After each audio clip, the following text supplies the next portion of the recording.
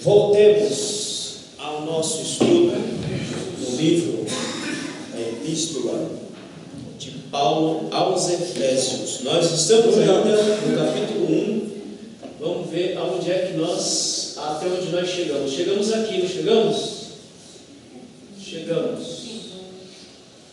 Resumo das bênçãos espirituais. Os crentes são fiéis. Isso aqui é o resumo daquilo que Paulo está dizendo lá no versículo 3, tá? Então vamos ler só o verso 3 para a gente retomar. Bendito Deus e Pai de nosso Senhor Jesus Cristo, o qual nos abençoou com todas as bênçãos espirituais nos lugares celestiais em Cristo. Quais são essas bênçãos? Primeiro, crentes fiéis em Cristo, porque é uma bênção você ser fiel a Ele.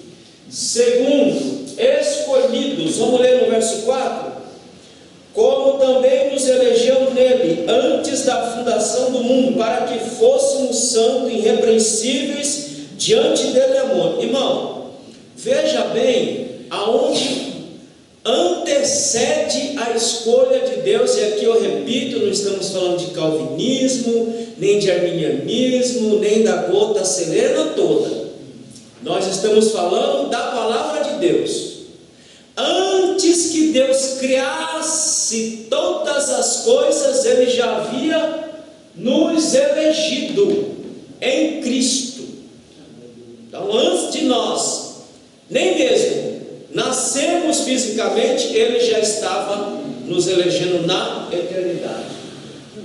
Terceiro, recebem a graça nele, versículo 6, para louvor e glória da sua graça, pela qual nos fez agradáveis a si no amado. Irmão, graças a Deus que os irmãos estão se acostumando a ouvir o que você é. O que você era? Você era um ser totalmente desagradável diante de Deus. Nós éramos coisas desagradáveis, coisas abjetas diante de Deus. Mas olha o que Paulo diz, a bênção que nós recebemos aqui no versículo 6: para louvor e glória da sua graça, pela qual nos fez agradáveis a si no amado. Ele nos fez ser agradáveis em Cristo. Outrora nós éramos desagradáveis. Como está na sua tradução, gente? Portanto, louvemos a Deus pela sua gloriosa graça, que Ele nos deu gratuitamente por meio do seu querido Filho. Pronto! Gratuitamente Ele nos deu e nos fez agradáveis e aceitáveis a Ele mesmo. Eu não precisei fazer nada, a gente não precisou fazer nada, Ele fez tudo. O que nós fizemos? Só fazer, aceitá-lo e recebê-lo por fé. O resto é por Ele. Qual é a outra bênção que Ele deu? São feitos herança nele, versículo 11 do capítulo 1, tá, irmão? Nós estamos em Efésios capítulo 1, versículo 11.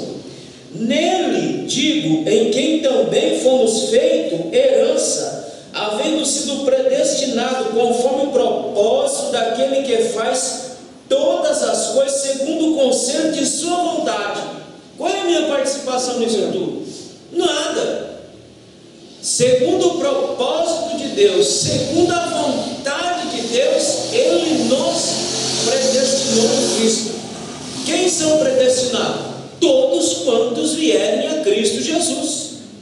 A oferta de salvação é dada para toda a humanidade, mas os efeitos são diferentes, irmãos. Aí que nós temos que entender. A oferta de salvação é dada para todos os homens.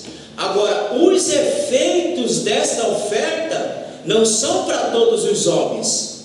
Os efeitos dela são para aqueles que receberam a Cristo, como é o nosso caso. Mas a salvação é para todos os homens. E Ele fez isso pela sua simples e pura vontade de nos predestinar em Cristo. Não é a ideia aqui, não estou defendendo a ideia de que uns nascem para ser salvos, outros nascem para ir para o inferno. Não, não é isso. Ele está dizendo que em Cristo Ele nos fez feitura sua e Ele nos predestinou em Cristo. Lembra? Dentro de Cristo nós somos tudo, fora de Cristo nós não somos nada. Qual é a outra bênção? São selados nele. Versículo 13, irmãos, em quem também vós estáis, depois que ouviste a palavra da verdade, o evangelho da vossa salvação, e tendo nele também crido, fosse selado com o Espírito Santo da promessa. Irmãos, ainda que os irmãos e alguns acreditem nisso ainda, não é problema meu, mas a Bíblia é mais clara do que um copo de água. Vou repetir, versículo 13: em quem também vós estáis, depois que ouviste o quê? A palavra da verdade. Ora, nós ouvimos a palavra da verdade, ouvimos o evangelho, e ele continua: o evangelho da vossa salvação, e tendo nele também crido, foste selado com o Espírito Santo. Aonde aconteceu isso, irmão? Quando aconteceu isso? Essa é a pergunta. Quando recebemos a Cristo, Ele está dizendo que nós somos selados no Espírito Santo. Os irmãos sabem o que significa um selo? Qual é a função de um selo? Identificação. É validar. A função do selo é tudo isso, irmão, mas a principal função do selo é dizer que tem propriedade. Quando você cria um produto, você coloca um selo, isso aqui é de propriedade de fulano de tal. O selo identifica a propriedade. Então, a partir do momento que eu recebi Jesus, diz Paulo, que eu fui selado ali no ato da salvação, eu fui selado com o Espírito Santo, dizendo: este aqui é propriedade minha, exclusiva minha. Lá nós somos selados, lá nós recebemos o Espírito. Aleluia. E aí em Atos 2 diz que fomos selados, Atos 2 diz que nós temos que ser revestidos, não selados, porque selados fomos no ato da salvação, segundo aquilo que Paulo está dizendo, né? Ouvimos a palavra da verdade, o evangelho da vossa salvação, e nele foste selado. São essas bênçãos que Paulo está dizendo lá no versículo 3, que nós recebemos em Cristo Jesus. É pouca coisa, irmão? É não, né? É bastante coisa, né? Olha lá, breve esboço do capítulo 1.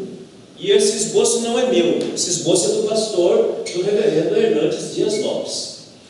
A primeira, do versículo 3 ao versículo 6, relaciona-se com o passado. Vamos ler? Capítulo 1, versículo 3 ao versículo 6.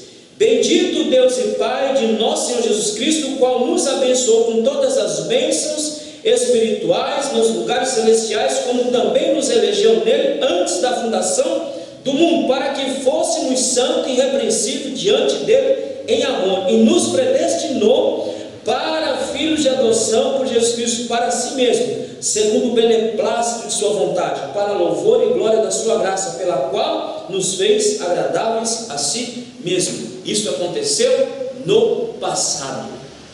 Tudo isso, segundo o reverendo Hernandes Dias Lopes, relaciona-se com o nosso passado.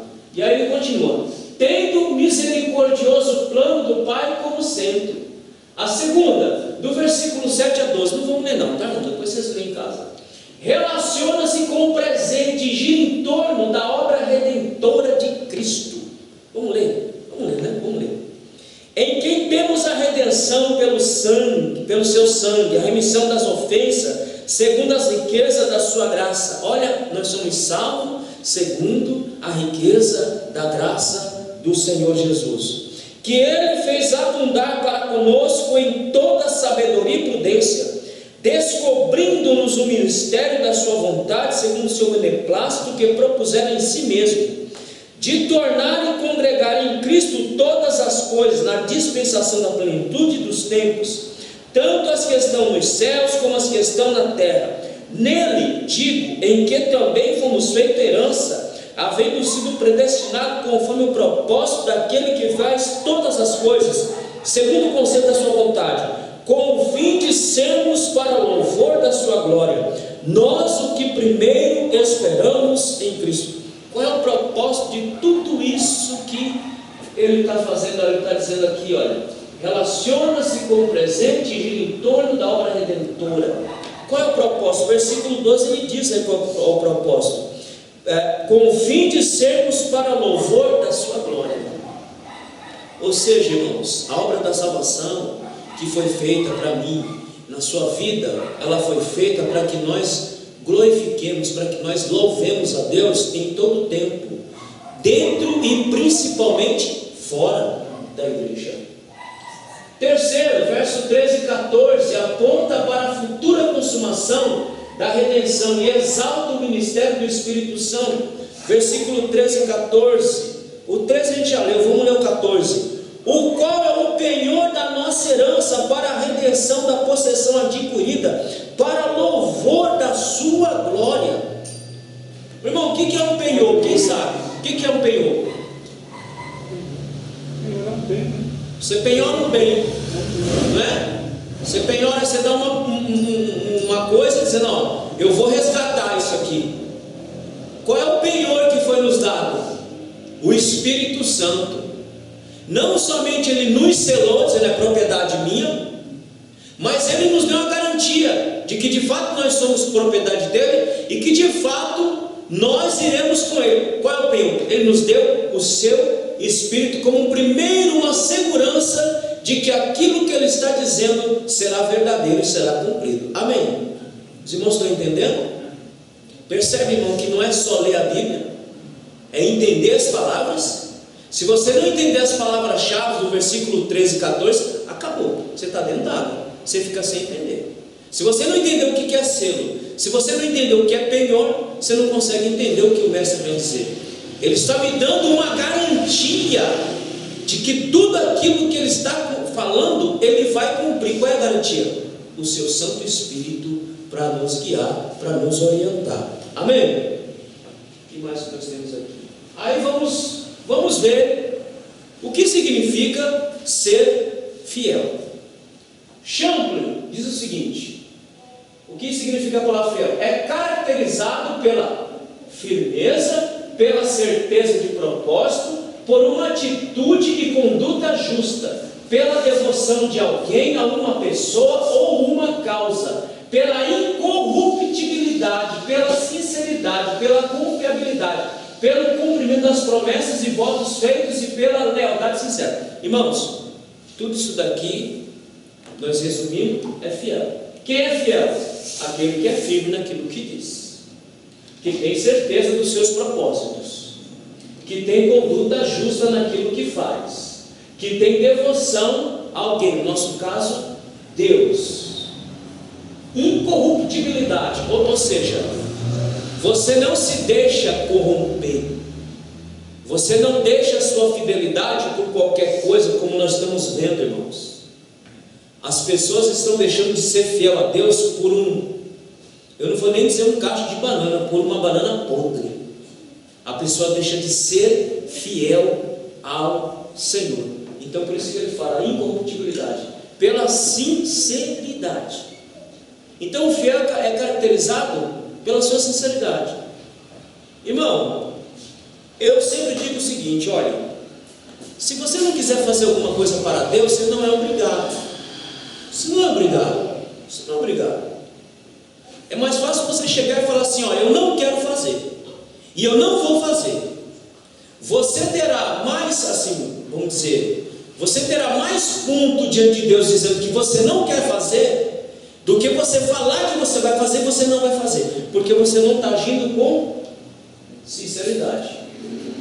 O fiel, ele inspira confiança, e ele cumpre aquilo que ele diz. Então isso é fiel. Não é o que Paulo está dizendo? Aos santos e fiéis que estão em Éfeso, e ele fala isso lá no versículo de número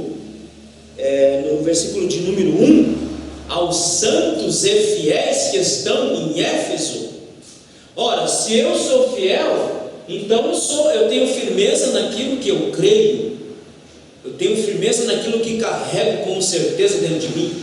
Se eu sou fiel, eu cumpro com o meu propósito, tenho conduta justa e sou devoto.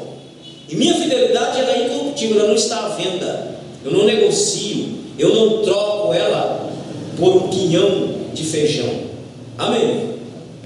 Vamos ver aqui, nós temos mais aqui. Fidelidade de Deus. Vamos ler? Vamos ler? Um ponto aqui. Deus, como foi algumas aulas passadas, o evangelista Jair até falou, frisa isso. Deus é fiel a Ele mesmo, hein? Deus não é, a fidelidade de Deus não está baseada na minha fidelidade. Os irmãos estão me compreendendo, irmãos? Entenda isso. A fidelidade de Deus não está baseada na minha fidelidade. Porque se a fidelidade de Deus estiver baseada na minha fidelidade, então, meu irmão, nós estamos todo mundo dentro d'água e atolado até o pescoço.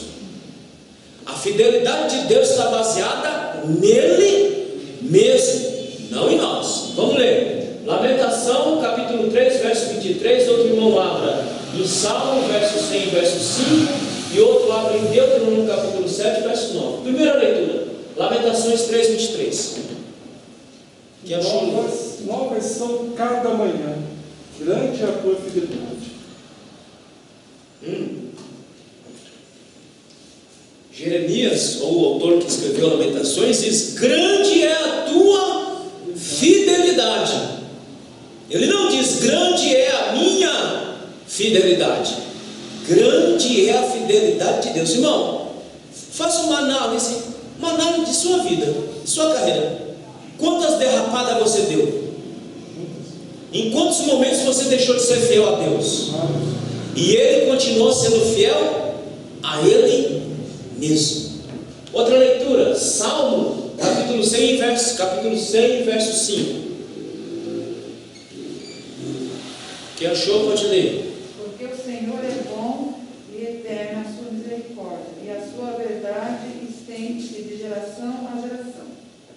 Sua fidelidade se estende de geração por geração, não por conta da geração, mas por conta que Ele é fiel a Ele mesmo. E Deuteronômio capítulo 7, verso 9.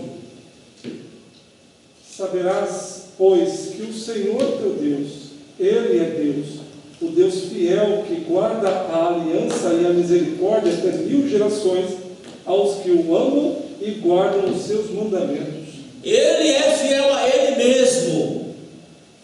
A fidelidade de Deus não está baseada na minha, porque se estiver baseada na minha, irmão, eu não vou ter nada de Deus, eu não vou merecer nada de Deus. Portanto, que Ele é fiel a Ele mesmo e somente a Ele mesmo. Tudo que Ele faz por mim, existe em Deus a lei da causa e reação. É assim que Deus trabalha comigo e com você. É isso? É isso, né? É reação e causa.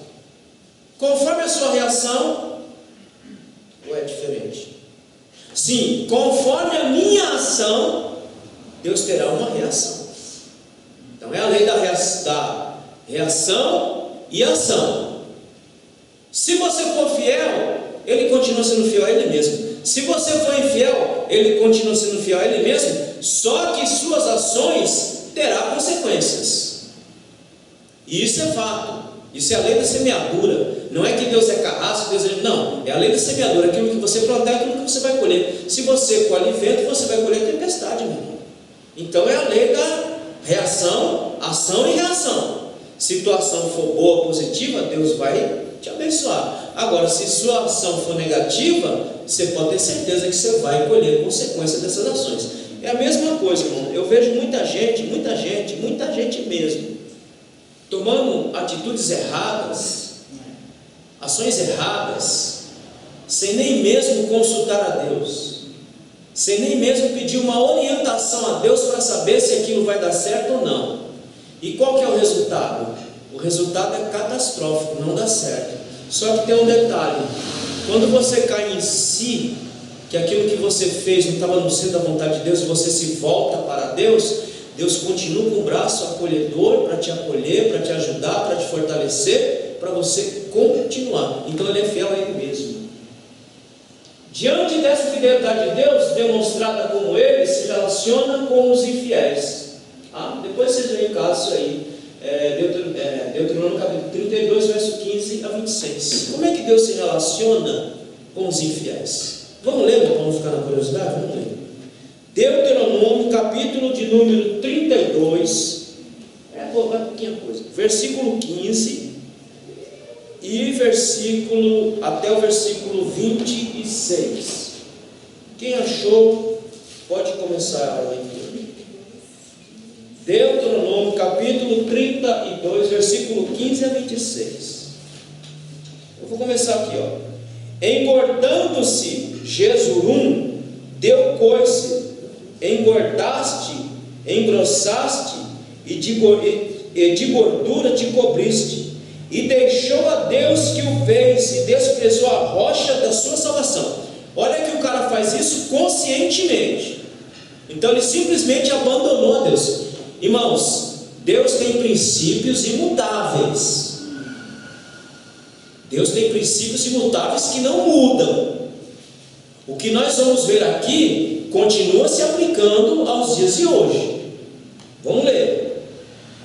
Com deuses estranhos o provocaram a zelo, com abominações o irritaram. Sacrifício ofereceram aos demônios, não a Deus, aos deuses que não conheceram, novos deuses que vieram há pouco, aos quais não temeram vossos pais. Quem continua? Verso 18.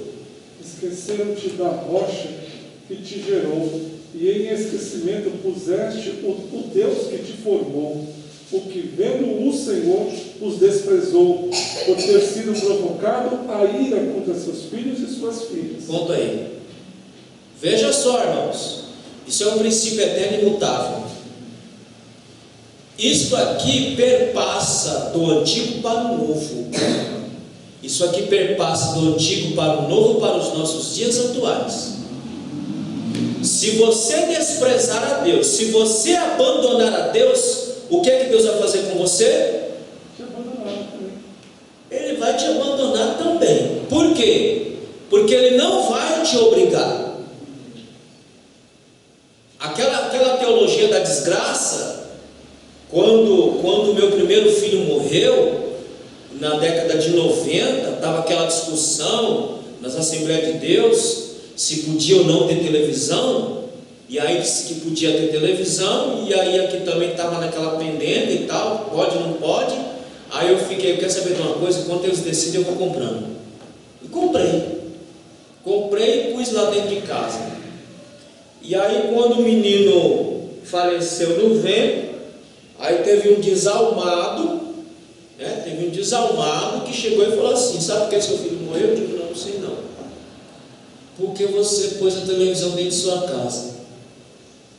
Agora eu digo: Deus virou Satanás agora? Deus virou carrasco agora? Quer dizer, eu faço mal e quem paga é o meu filho.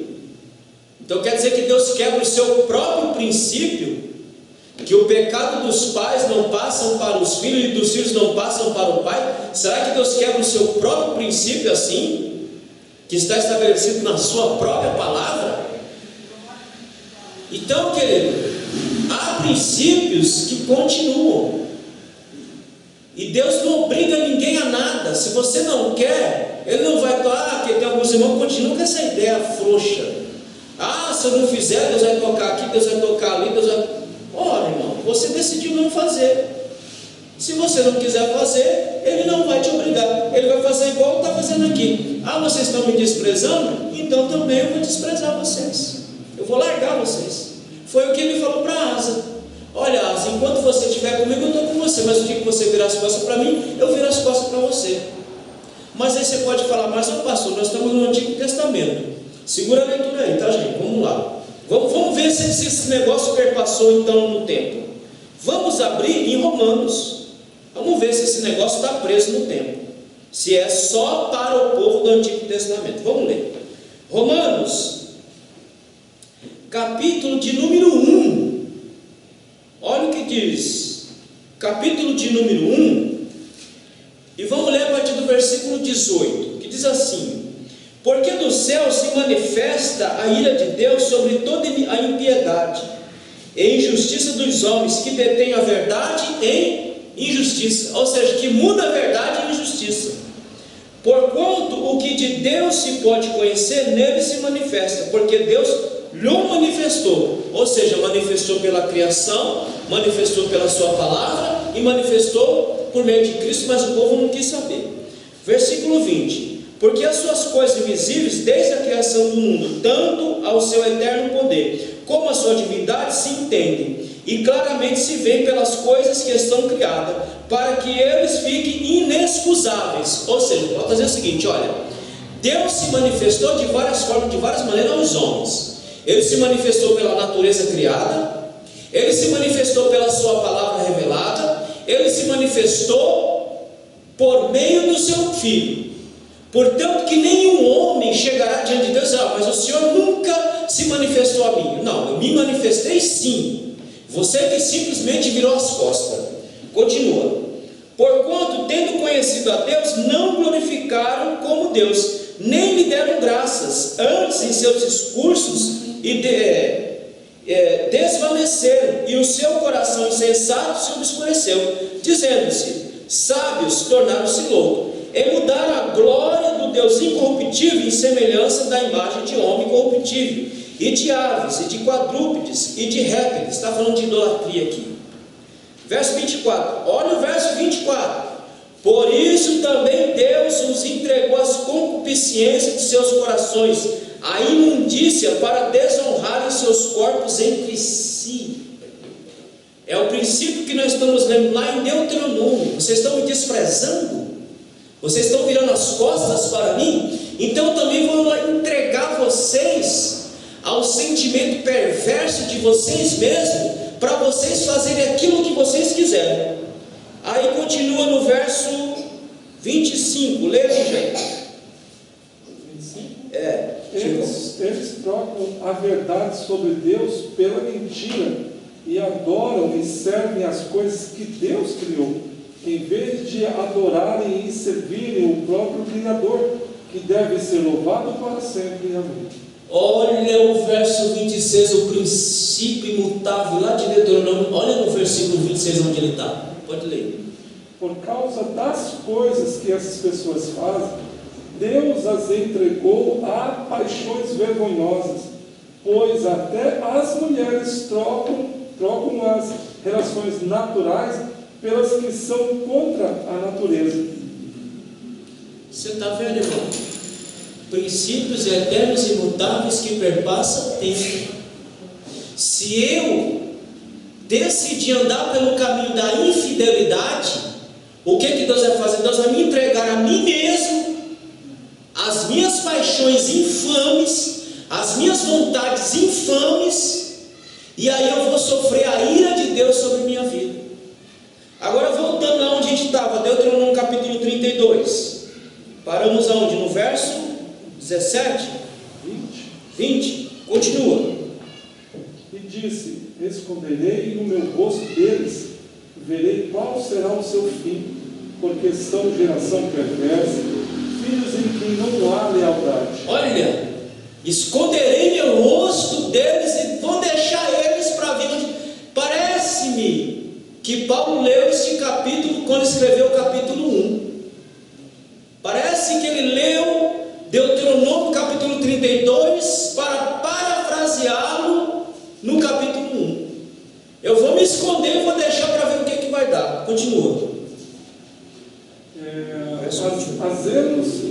Zelos me provocaram com aquilo que não é Deus, com as suas vaidades me provocaram a ira. Portanto, eu os provocarei a zelos com o que não é povo, com nação louca os despertarei a ira. 22. Porque um fogo se acendeu na minha ira, e arderá até ao mais profundo do inferno, e consumirá a terra com a sua colheita, e abrasará os fundamentos dos montes. Aí tá bom. Então, querido, Deus, Ele é fiel a Ele mesmo. A fidelidade de Deus está baseada nele mesmo, não está baseada na minha fidelidade. Porque se estiver baseado na minha fidelidade, então ele não faz nada por nós, mas está baseado na fidelidade dele mesmo. E se eu me rebelar contra Deus, se eu decidir fazer as coisas do meu jeito, irmãos, o que nós lemos aqui em Deuteronômio, acabamos de ler em Romanos, vai acontecer na minha vida e na sua, como nós estamos vendo acontecer no meio do povo de Deus. Pessoas que Deus simplesmente está abandonando a sua própria sorte, porque não querem ser fiéis a Deus. Mas Deus continua sendo fiel para com aqueles que Ele fez a promessa. Mas se eu decido não ser fiel para com Ele, Ele não vai deixar de ser fiel a Ele mesmo. Então a fidelidade dele está baseada nele mesmo, o amor dele mesmo está baseado nele mesmo, o projeto de salvação está baseado nele mesmo. Foi acho que um salmo que nós lemos aqui semana passada, que ele olhou, tentou achar um justo sequer na terra, não achou ninguém para que pudesse morrer por cada um de nós. Então ele mesmo, no Filho, morreu para trazer salvação a cada um de nós. Então é dessa forma que Deus trabalha com o infiel, irmão. Isso é um princípio eterno que não muda. Se você quiser ser fiel a Deus, você vai ser muito abençoado. Mas se você decidir pegar o caminho da infidelidade, meu irmão, a desgraça está batendo na sua porta e ela vai entrar na sua vida.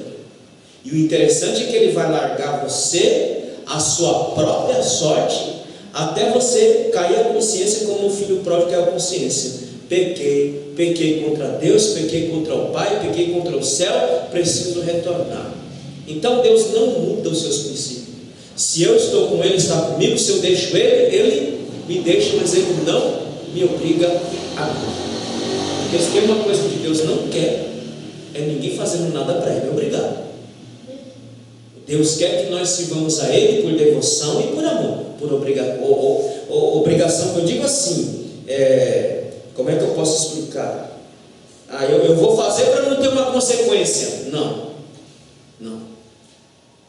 Ou eu vou fazer para eu ter, para eu receber. Não faça. Ou eu faço por amor, ou eu faço por devoção, ou eu não faço absolutamente nada. E nisso você está sendo sincero, e nisso você vai ser abençoado, viu, irmão? Se você chegar à conclusão, não quero fazer, porque se eu for fazer, eu vou fazer de qualquer jeito, nisso você vai ser abençoado, porque você decidiu não fazer qualquer porcaria para Deus. Você decidiu fazer coisa de primeira para o Senhor. Aí, que mais que nós temos aqui? Temos algumas realidades aqui. Realidade coletiva, quando nós somos chamados de santos e fiéis. Vamos ler Gálatas capítulo 1, versículo de número 22. Vamos ver o que Paulo diz em Gálatas 1, 22. Assim: e não era conhecido de vista das igrejas da Judéia que estavam em Cristo. Qual é a nova realidade que nós temos quando nós estamos em regiões celestiais? Nós estamos meditando no versículo 3. Qual é a realidade que nós temos quando estamos em regiões celestiais? A primeira realidade é coletiva. Não é o que Paulo está dizendo em Gálatas 1, 22? E não era conhecido de vista da igreja da Judéia que estavam em Cristo. Irmão, escute aqui. Crente que está cheio do Espírito Santo, ele gosta de estar junto com o corpo de Cristo. Se você pegar um crente que fala, irmão, eu sou crente, mas eu não gosto muito de esse negócio de ficar enfiado dentro de igreja, não, isso não é comigo. Irmão, ele não está em região celestial ainda. Porque quem está em região celestial, ele gosta de coletividade, ele gosta de estar junto com gente, ele gosta de estar junto com pessoas que estão caminhando para o mesmo lugar. Segunda realidade, os lideram, aqui eu escrevi tudo errado, tá bom? Depois eu arrumo. Os líderes lideram em Cristo, ou seja, se estamos em regiões celestes, nós que estamos aqui, os obreiros, as obreiras, o pastor, ele vai liderar em Cristo Jesus. Eu não sou um general, não sou um chefe, portanto que para ser pastor não dá para ser chefe. Ou funciona ser chefe? Não funciona. Só funciona se eu for pastor, porque pastor apacenta. E o chefe? O chefe, ele manda, e quando ele manda, ele quer que seja executado. O pastor manda, o pastor pede para fazer. Agora, se vai ser executado, é outra história. Um corpo em Cristo, Romanos 12:5. Aqueles que estão em regiões celestes, eles são um em Cristo. Por isso que eu falo, irmão, crente cheio do Espírito Santo, o que ele gosta? Ele gosta de estar com o corpo de Cristo. Ele não fica afastado disso aqui. Ele não se sente bem longe disso aqui. Olha o que Paulo diz em Romanos 12:5. Assim nós que somos muitos, somos um só corpo em Cristo, mas individualmente somos membros uns dos outros. Nós somos muitos, somos um só em Cristo, mas individualmente somos membros um do outro. Quando estamos nessa região celestial, ou nessa nova realidade, o que nós queremos? Nós queremos ser um em Cristo, ou ser um no corpo de Cristo. Cristo, somos um, ou seja, em Cristo nós somos um. Gálatas 3:28. Irmão, depois se quiser eu passo para vocês, tá? Ou vai lá no canal e assiste tudo de novo. Gálatas capítulo 3, versículo 28. Não há judeu, nem grego, não há servo, nem livre, não há macho, nem fêmea, porque todos vós sois um em Cristo. Não existe quem está em regiões celestiais, quem está usufruindo da bênção de Deus, é um em Cristo e um no outro. Olha o que diz em Gálatas 4:25. Nós já lemos, mas eu quero ler. É Gálatas, deixa eu ver se é isso mesmo. Gálatas ou é Efésios? Deixa eu lembrar aqui. Efésios. Olha o que diz em Efésios capítulo 4, versículo 25. Por isso deixai a mentira, falar a verdade, cada um com o seu próximo, porque somos membros uns dos outros. Quem está em Cristo, quem está cheio do Espírito Santo, quem está em regiões celestes, ele é um com Cristo e Cristo é um com todos nós. Os muros foram derribados em Cristo. Olha o que ele diz em Efésios 3:6. Depois eu arrumo tudo isso aí. A saber que os gentios são coerdeiros e de um mesmo corpo e participante da promessa em Cristo pelo Evangelho. Se estamos em Cristo, o muro de separação foi derrubado em Cristo. Não existe, por isso que eu falo, irmão, não existe negocinho de panelinha do inferno. Não existe partidinho. Não existe grupinho. Existe o corpo de Cristo. Porque se estamos em Cristo, somos um em Cristo, somos membros de Cristo e somos membros um dos outros. Não dá para estar em Cristo e estar dividido. Não dá para estar em Cristo e dizer: aquele eu não gosto, aquele eu não ando, aquele não me desce. Não existe isso em Cristo. Não existe isso no corpo de Cristo. Paulo diz: por um acaso o corpo de Cristo está dividido? Não. Então por que nós estamos divididos? É muito simples. Porque ainda, como diz Paulo no capítulo 3 de 1 Coríntios, estamos na nossa velha natureza de ser, ou como diz Paulo, na carne. Toda a realidade espiritual acontece aonde? Em Cristo. Toda a realidade que Paulo está traçando lá no capítulo 1, versículo 3, toda essa realidade acontece em Cristo. É por isso que você lê João capítulo 15, a videira verdadeira, ele diz: eu sou a videira, eu sou o tronco, e vós sois as varas que estão enxertadas.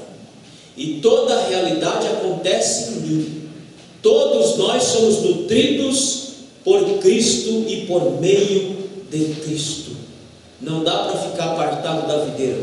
Temos que estar enxertado ou ligado na videira. Aqui Paulo nos leva para a realidade espiritual e não a terrena. Então, versículo 3, Paulo quer mostrar para nós que ainda que nós estejamos aqui na terra, ainda que nós estejamos aqui nesta vida, o nosso alvo maior é os céus. Portanto, que nós temos que viver a realidade espiritual não no céu, irmão, é aqui. É essa a nossa cabecinha para entender que está difícil. É que muito de nós estamos querendo ver a realidade quando nós chegarmos no céu. Mas a realidade espiritual tem que ser vivida aqui na terra, aqui e agora. Para quando chegarmos lá, já sabemos viver nessa realidade em nome de Jesus. Característica dos fiéis. Como é que é o fiel? Vamos ver? Me ajude aí, irmãos. Alguém abre em Provérbios capítulo 13, verso 17. Outro abre Mateus capítulo 25, versos 21 e 23. E assim sucessivamente. Vamos ler. Provérbios capítulo 13, versículo 17. Vamos ver qual é a característica de que Paulo diz aos santos e fiéis em Cristo, lá no versículo 1. Provérbios 13, 17. O que Paulo diz aí? O que prega a maldade cai no mal, mas o embaixador fiel é saúde. Irmão, o fiel, ele é compromissado, tá? A primeira característica de um crente fiel é que ele tem compromisso. E o primeiro compromisso dele não é com o seu pastor. Escute o que eu vou dizer, entenda o que eu vou dizer. O primeiro compromisso dele é com Deus. Porque, irmão, se eu não for fiel a Deus, eu não vou ser fiel com ninguém. Se eu não tiver compromisso sério com Deus, eu não vou ter compromisso com ninguém. Eu vou marcar e não vou. Eu vou falar que vou fazer e não vou fazer. Eu vou dizer que vou e não vou, porque me falta compromisso. E me falta compromisso com Deus primeiramente. Crente compromissado, a palavra dele é uma só, não é duas, não é 10, é uma só. A primeira característica de crente fiel é que ele é compromissado. Mateus capítulo 25, verso 21 e 23. É o verso 21 e depois o 23, tá? Quem achou pode ler. Rapidinho. E o seu Senhor lhe disse: bem está, servo bom e fiel, sobre o pouco foste fiel, sobre muito te colocarei. Entra no gozo do teu Senhor. Irmãos, sobre o pouco foste fiel, sobre o muito te colocarei. Porque o fiel compromissado, ele é desta forma. Olha, você foi fiel no pouco, nas suas poucas condições, mas você foi fiel, vou te colocar no mundo. Dentro das suas condições, dentro das suas habilidades, seja compromissado. Porque nesse pouco, ele vai te colocar no muito, como diz o texto. Segundo, sua palavra exala confiança. Provérbios 14, 5. Irmão, vão achando aqui, ó, um a um, vão achando. Quando começar, você já está, cada um está aberto num lugar.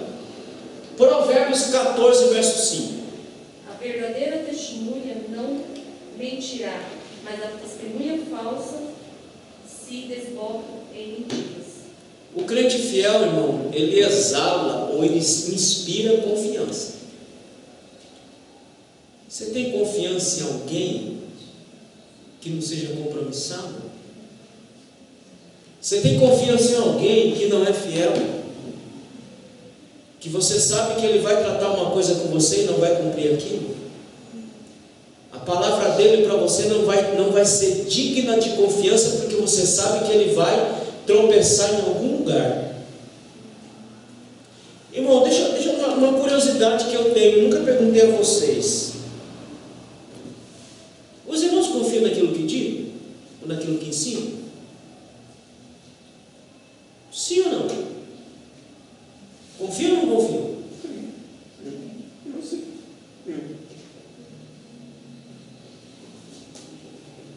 Eu não entendi a pergunta. Os irmãos confiam naquilo que digo e ensino? Pastor? Sim. Com certeza. Porque esse ensino da verdade não tem como fugir dela. Irmão, os seus ouvintes não podem desconfiar de sua palavra. Ele tem que confiar na sua palavra. Sabe como é que você faz isso? Sendo verdadeiro. Vou citar o Jair, tá? Você vai falar, irmão, é melhor ser verdadeiro. A Bíblia diz o quê? Falai a verdade um com o outro. Porque quando você fala a verdade, você consegue confiar naquela pessoa, porque você sabe que ela não é Bíblia. Ela não tem duas palavras, ela tem uma palavra só. Ela fala uma coisa só, e aquilo que ela falou é aquilo ali mesmo. E você sabe, é aquilo ali e acabou. Eu conheço, eu confio. Por quê? Porque a palavra não é dúbia, é aquilo ali mesmo. Então, o crente fiel, ele exala confiança, sabe por quê? Porque ele trabalha com a verdade. Crente fiel trabalha com a verdade. Irmão, ainda que a verdade vai doer em você, mas o crente fiel vai trabalhar sempre com a verdade para inspirar confiança em você.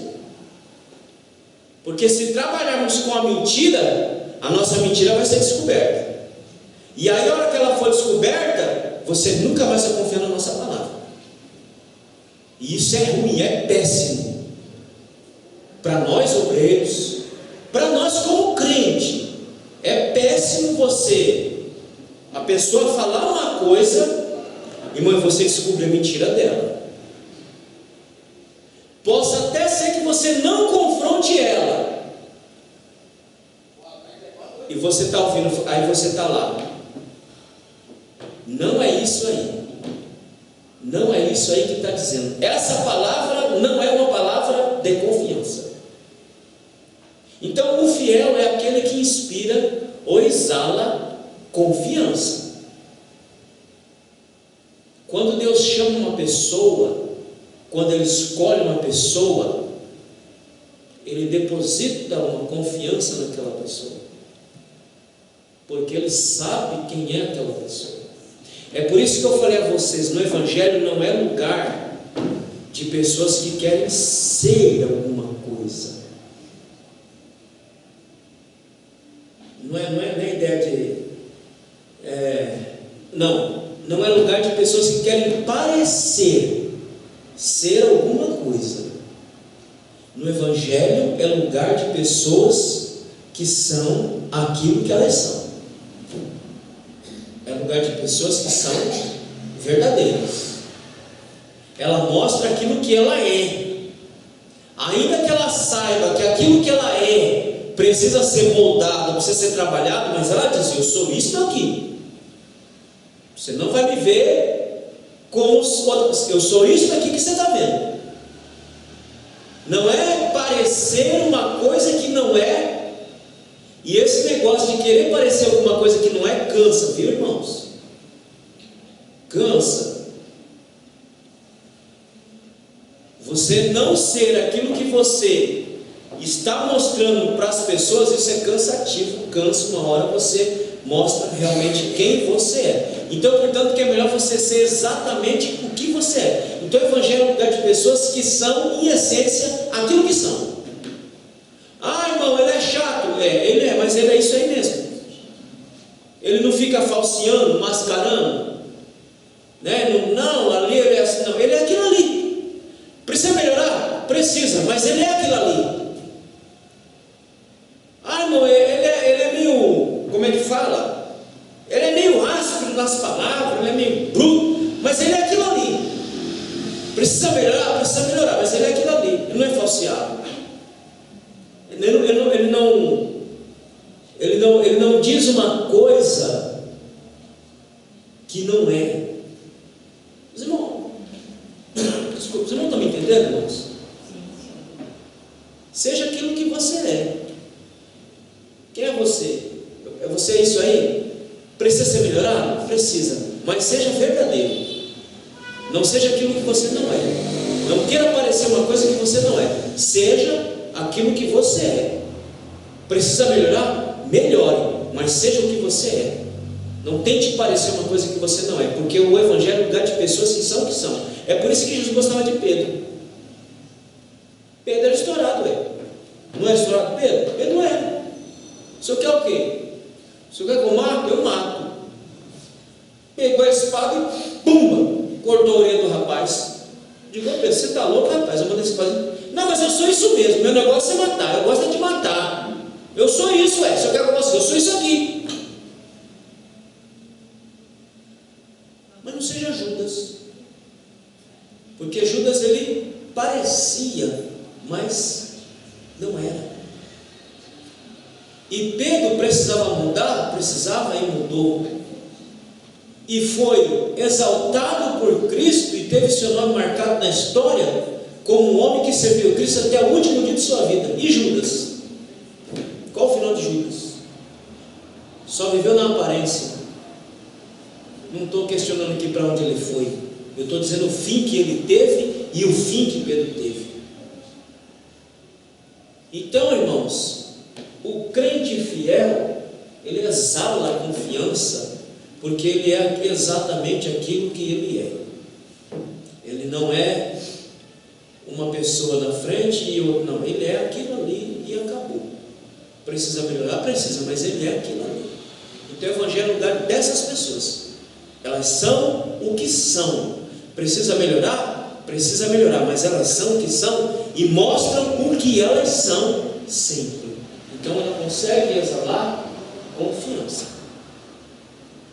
Você consegue confiar em alguém que você sabe que não é de tão confiança assim? Não consegue. Você consegue confiar em quem você sabe quem é aquela pessoa e o compromisso que ela tem. Então é assim que funciona o Evangelho. Sua fidelidade deriva de Deus e não de si mesmo. Vamos ler Hebreus 2,4. Quem está aberto aí, já lê para mim, por favor. Hebreus capítulo 2 e o verso de número 4. Testificando também Deus com ele por sinais de milagres e várias maravilhas, e do Espírito Santo, distribuído por sua vontade. Hebreus capítulo 2 e versículo 4. É isso mesmo. É isso mesmo. Nossa fidelidade deriva de Deus. E Ele testifica de nós. Como diz o autor aqui. Testificando também Deus com eles. Como é que Deus testifica? Ele vai explicar.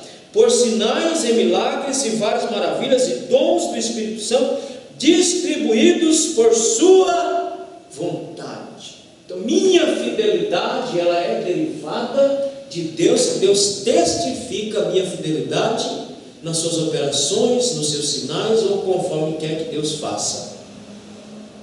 Mas essas coisas, irmãos, no âmbito espiritual, ela vem de Deus.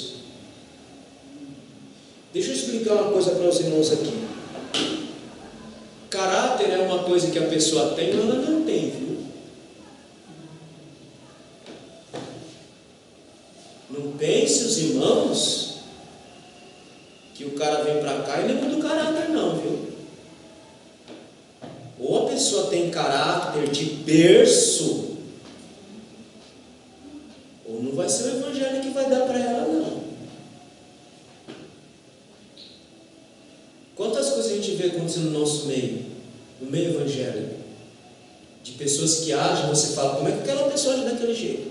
Porque ela não tem, o Evangelho não vai lhe dar caráter, irmão. Isso, ou você tem ou você não tem. Agora, se você entra no Evangelho, o que o Evangelho pode fazer por você é moldar o seu caráter. Só que tem um detalhe: se você sair da sua comunhão com Deus, você volta àquela coisa que você era. Eu sou o que sou desde quando me conheço por gente. Vou dar um exemplo simples. Eu, quando namorava, eu sempre dizia para as minhas namoradas: eu sou homem de uma mulher só, não de 10, não de 2. Não precisou o Evangelho fazer isso de mim. Isso eu fazia parte do meu ser, parte da minha vida. Então, há pessoas que vêm para o nosso meio que a gente vê com algumas atitudes erradas, é porque o caráter dela ainda não está trabalhado, não foi trabalhado, porque de fato ela ainda não entrou no Evangelho. Ela só entrou no Evangelho, mas o Evangelho de fato não entrou dentro dela, porque se o Evangelho entrasse dentro dela, o que ia acontecer? Ia acontecer aquilo que está escrito em Gálatas capítulo 5, versículo 22, que deveria ser a tônica da igreja pentecostal desde quando ela nasceu, em 1910. Se em 1910 os pioneiros do movimento pentecostal tivessem batido aqui, nós pentecostais não seríamos tão belicosos como nós somos, porque nós pentecostais, nós gostamos muito de guerra. Falou de guerra conosco, somos nós. Mas aonde foram parar? Foram meter a cabeça lá nos dons espirituais, lá como que aquilo sendo a máxima da espiritualidade do Evangelho, quando aquilo não é a máxima da espiritualidade do Evangelho. A máxima do Evangelho está aquilo em que Paulo diz aqui em Gálatas capítulo 5, versículo 22, olha aí: mas o fruto do Espírito é amor. Tais coisas trabalha o meu caráter. A personalidade não é, irmão, entenda a diferença entre caráter e personalidade. Aquilo que você é, você continua sendo, tá? Você é uma pessoa, você é um eu. Esse eu, ele está aí, e não vai ser mudado. Esse eu, porque se esse eu for mudado, quer dizer que vai entrar uma outra entidade dentro de você. Os irmãos estão me entendendo? Que você é, mas e o caráter? O caráter pode ser trabalhado. Aqueles que já têm caráter, que já vem de berço, de casa, de pai e mãe, ele é melhorado. E aqueles que não têm caráter algum, se de fato ele vier para Cristo de verdade, o Evangelho entrar dentro dele de verdade, o que está aqui em Gálatas 5:22 vai trabalhar o caráter dele, mas ele tem que estar constantemente nos pés do Senhor, porque se ele sai, ele volta a ser o mau caráter que ele era, porque lá de berço, sei lá onde, ele já se fez assim. Entenderam aqui, irmãos? Amém? Dúvida? Olha lá: mas o fruto do Espírito é amor, gozo, paz, longanimidade, benignidade, bondade, fé, mansidão, temperança. Irmão, isto aqui muda não personalidade, porque aquilo que você é. Isso muda o caráter de muita gente. Aqueles que já têm é aperfeiçoado. Aqueles que não têm passa a ser moldado e ser transformado para a glória de Deus. Que Deus me livre disso. Eu só para os irmãos terem uma ideia do que eu estou falando. Claro que isso não vai acontecer na minha vida, mas se amanhã depois eu sair do Evangelho, o meu caráter vai ser o mesmo, porque não é o Evangelho que fez o meu caráter, não é a religião. É aí que está o problema, é que tem muito cabeça de baga que vem para o Evangelho e acha que a religião vai mudar o caráter dele, e o cara continua sendo a mesma tranqueira de sempre, porque não entendeu ainda. Se ele não for cheio de Deus, moldado pelo Espírito, ele vai continuar sendo aquela tranqueira velha que ele era lá fora. E se eu sair do Evangelho, o que eu sou agora, como pessoa, eu vou continuar sendo, porque isso eu recebi lá no berço, da minha mãe, dos meus tios, das minhas interações, fez o que eu sou hoje. E o Evangelho fez o que? O Evangelho fez aprimorar isso que eu já vim comigo. Então é preciso que a gente entenda esse detalhe. Então, isso não deriva de nós mesmos, mas vem de Deus. Suporta o sofrimento. 1 Pedro capítulo 4, verso 19. Quem está aberto, leia aí para mim, por favor. Portanto, também os que padecem segundo a vontade de Deus, encomendando a sua causa, fiel que a seus parentes convém. Olha, irmão, o fiel suporta. O fiel, a característica dele é de suportar as coisas da vida. Porque a vida não está no nosso controle, né, Jair? Nunca esteve. A gente que se enganou uma época da vida, achou que estava no nosso controle e saímos fazendo besteira uma atrás da outra. E aí chegamos em lugar nenhum. Porque a vida nunca está no nosso controle. A vida sempre está no controle de Deus. Uma das características do fiel é que ele suporta o sofrimento, a dureza do sofrimento. Essa semana, irmão, semana para mim foi muito. Uma linguagem que a molecada usa, foi punk. Foi uma semana dura, uma semana difícil. Primeiro, um filho de Deus passa em cima do cachorro da Sara. Se eu tivesse passado e matado, graças a Deus, mas não passou, não matou, deixou o cachorro capenga. Eu não ia deixar o bicho morrer. Eu até pedi para a médica, ela falou: doutora, sacrifica. Não posso fazer isso porque não tem quadro para isso. Então cuida. Aí domingo passado os irmãos notaram que eu saí correndo, porque o bicho foi acidentado domingo passado, deixei ele quietinho lá para depois correr com ele na segunda-feira no veterinário. O bicho estava com a bacia quebrada, estava urrando de dor. E deixei o bichinho lá. Falei: Sara estava lá em casa. Falei: Sara, é o seguinte, deixa ele quietinho aí, não mexe com ele, deixa ele quieto aí, porque ele está com dor, se você mexer ele vai avançar. Foi a mesma coisa que falar: não, Sara, mexe com ele. Ela foi mexer com o bicho foi, grudou no. Aí eu tive que sair daqui correndo, fui para lá no encordo, cheguei 1h da manhã em casa. Aí depois fui correr com o cachorro, né, tratar do bicho para não deixar o bicho definhar. Hoje é sábado. Aí quando foi, e a Sara já passando mal, não por conta da mordida, mas já estava passando mal, já desde a semana passada, mas não falou nada nem para mim nem para a mãe, ficou enrolando. E aí segunda-feira levamos e internou. A gente já sabe todo o processo da doença, mas a gastura toda aqui a gente não pode ver e não pode ficar ninguém lá. Então os irmãos calculam o meu desespero e o desespero da mãe e dela, porque toda vez quando ela está internada, está o pai e está a mãe lá, perto lá, para acudir ela, para fazer tudo por ela lá,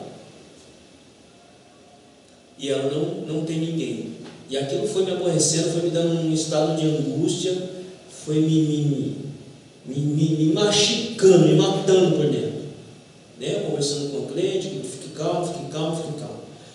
Aí, irmãos, como Deus é bom, misericordioso, a Paula, que é sobrinha da Xanda, ela fez enfermagem, ela trabalhando em Coro.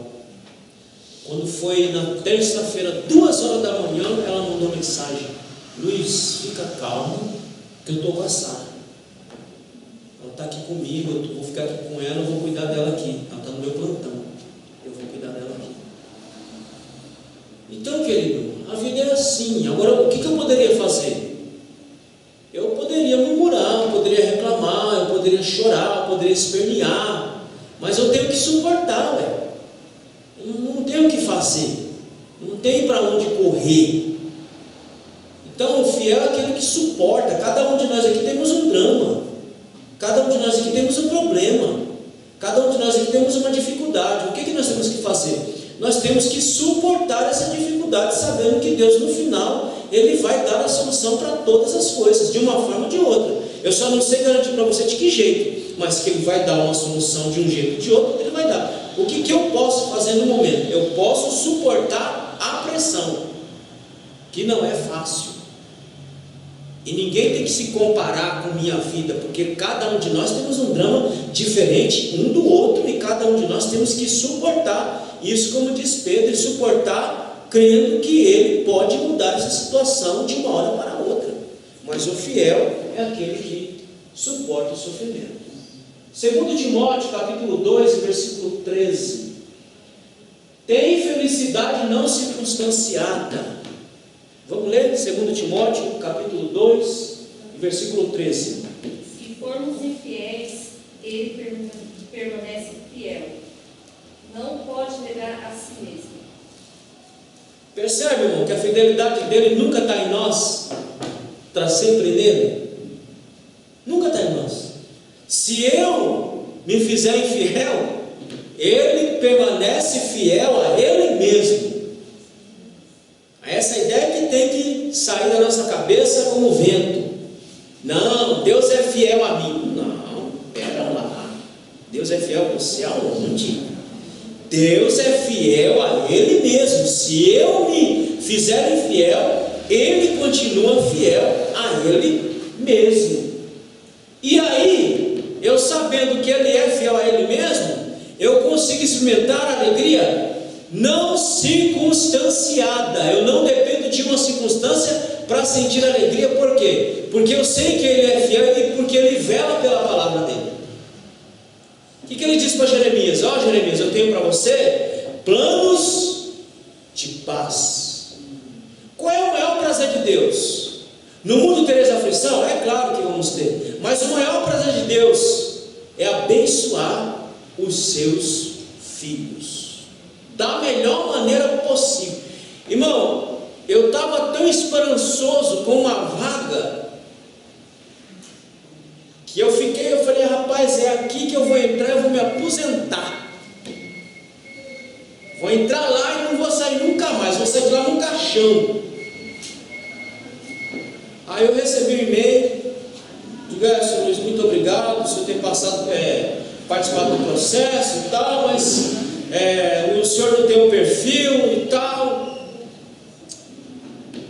Ah, irmão, eu falei, eu quero saber de uma coisa, rapaz, Deus é quem sabe de tudo. Deus é quem tem o controle de tudo. Não me abati, não me aborreci, e sei que Ele tem o melhor para nós. Ele sempre tem o melhor para nós, Ele sempre tem o melhor para cada um de nós. Ainda que nós não entendamos o porquê do processo que passamos, mas lá na frente, quando nós estivermos lá onde Ele quer que nós cheguemos, nós vamos entender por que passamos tudo aquilo ali, por que vivemos tudo aquilo ali, por que aprendemos tudo aquilo ali. E uma coisa é certa, irmão, nada do que você aprender nessa vida é jogado fora. Tudo que você aprender nessa vida, você vai utilizar em algum momento da sua vida. Em algum momento, aquilo que você está aprendendo, você vai utilizar na sua vida em algum momento. Então, o fiel, ele não precisa de uma circunstância. A alegria é não circunstanciada, porque ele crê em Cristo, que é fiel a Ele mesmo. Para encerrar, 1 Coríntios, capítulo 4, versículo 2. E Lucas, capítulo 12, versículo 42. Quem achou, leia aí para mim. Lucas 12, 42. E disse o Senhor: qual é, pois, o mordomo fiel e prudente, a quem o Senhor pôs sobre seus servos, para lhe dar a tempo a oração, a ração? O fiel tem senso de servo. Vamos ler 1 Coríntios 4, 2. Além disso, requer-se dos mordomos que cada um se ache fiel. O crente fiel, ele tem senso de servo. O que nós somos? Nós somos somente serviçais que estamos a serviço de Deus. Então, tudo isso nós recebemos porque estamos nas regiões celestes em Cristo Jesus. E quando somos tudo isso que está dito aqui, fiel, compromissado com a palavra, que exala confiança, essa fidelidade deriva dele, suportamos toda e qualquer situação, uma felicidade não circunstanciada e uma consciência de servo, pode ter certeza que Deus vai lhe ajudar, Deus vai lhe abençoar, Deus vai trabalhar. Aliás, Ele já está trabalhando por cada um de nós. Sabe qual que é a dureza, irmão? A dureza é que a gente não sabe o que Ele está fazendo. Essa é a dureza. Você sabe que Ele está fazendo alguma coisa, você sabe que Ele está trabalhando, mas você não sabe como Ele está fazendo. E aí você fica pensando, mas eu sei, mas como é que Ele está fazendo? Porque a gente não vê nada, né, gente? A gente para, olha assim, vê, olha para um lado, para outra situação, nossa, não vê um movimento assim. Mas, irmão, para Deus basta 1/1000 do segundo para Ele mudar toda e qualquer situação no meio do ser humano. 1/1000 do segundo. Aquilo que para nós parece uma eternidade, para Ele 1/10 do segundo Ele resolve toda a minha situação, toda a sua situação. Uma coisa é certa: continuemos glorificando ao Senhor, porque Ele nos colocou em regiões celestes e nos abençoa com bênçãos espirituais em nome de Jesus. Amém? Que Deus abençoe os irmãos. Vamos orar, agradecer a Deus. Amanhã, 10 horas da manhã, nós temos aqui o nosso culto, e à noite também nós vamos ter aqui um abençoado pregando a palavra de Deus. Nosso irmão Tiago Café vai estar aqui ministrando a palavra de Deus ao nosso coração. Oremos. Meu Deus, meu Pai, te agradecemos por mais esta noite que passamos aqui em Tua presença, pela Tua santa e poderosa palavra que foi entregue ao nosso coração. Despeça cada um de nós em paz os nossos lares e nos dê uma noite abençoada em nome de Jesus. É o que nós te pedimos e te agradecemos em nome de Jesus. Que o amor de Deus seja sobre nós, a graça do Senhor Jesus Cristo, a comunhão e a consolação do Espírito seja com todos. Amém. A paz do Senhor Jesus. Deus abençoe. E não esqueça, domingo que vem nós temos um grande estudo aqui.